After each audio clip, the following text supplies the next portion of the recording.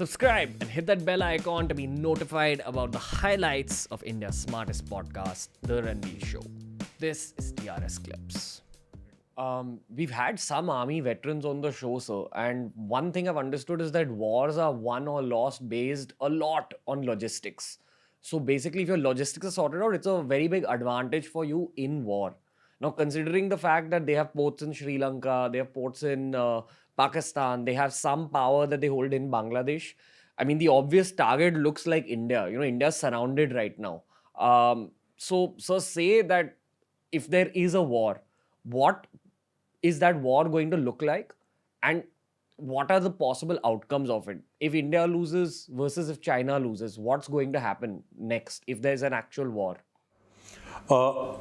I think it's not so simple.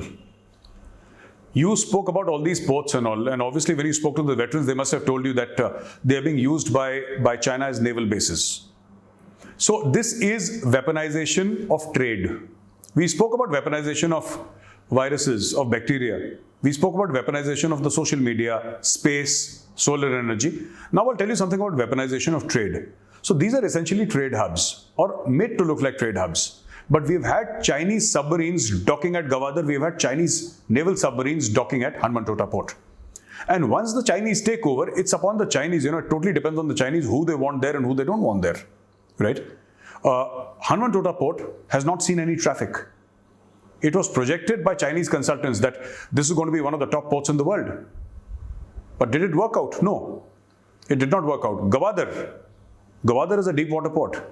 For what? You're going to have Chinese aircraft carriers there. You're going to have Chinese submarines there.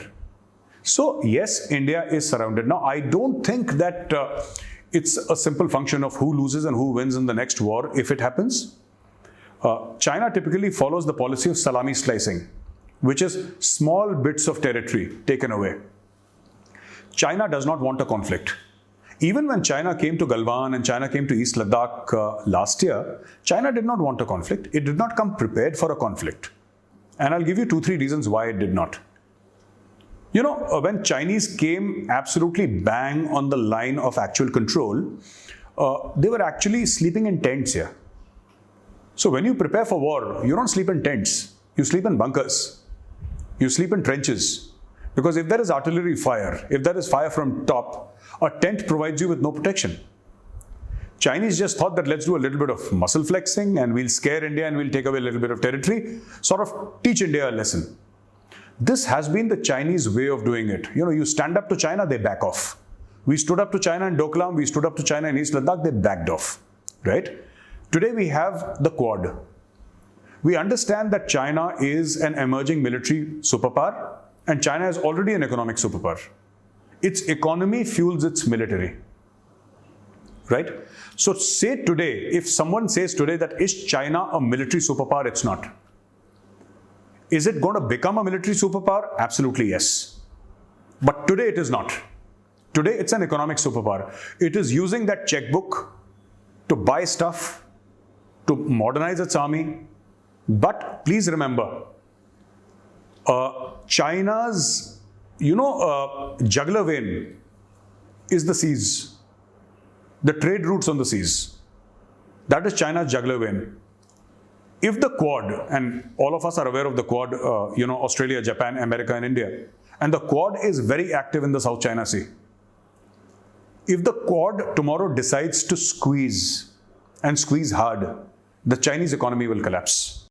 Do you think that's a possibility? Absolutely. That is why the Quad has been created. You see, why is China active in the Himalayas? I'd like to tell you something more for the benefit of our viewers. You see, what happens is that if you see all the wars, they've been fought up north, east, or west here.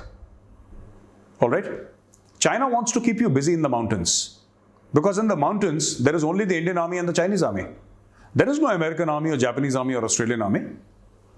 But if they come down to the seas, there are a whole bunch of people there with aircraft carriers and B-52 bombers, etc., who are willing to take out China. And some of them are itching to go because I think China is frankly overreached and overstayed his welcome. China is the only country which has, I think, a border with 12 or 13 nations and has a border dispute with 24 nations. Can you beat that? A border dispute with 24 nations. China has border disputes with nations that are 2 nations apart. How can you have, it's like India saying that, we have a border dispute with Tajikistan, for heaven's sake. How does that work? But China has border disputes. It claimed Vladivostok, which is a port in Russia. It claimed Vladivostok last year. So this is typically how the Chinese would function, and the Chinese would, approach things. Aggression, naked aggression, wolf warrior diplomacy, checkbook, and keep your army at bay.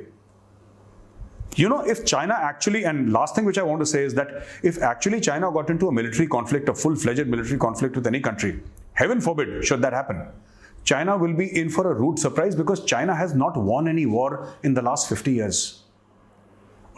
In spite of all the muscle flexing that China does, ye kar denge, wo kar denge, Vietnam bashed China up very badly in 1979. China has not won any war in the last 50 years. So all this impression about China being a superpower is essentially the Chinese bank balance and Chinese checkbook. It's nothing to do with Chinese military.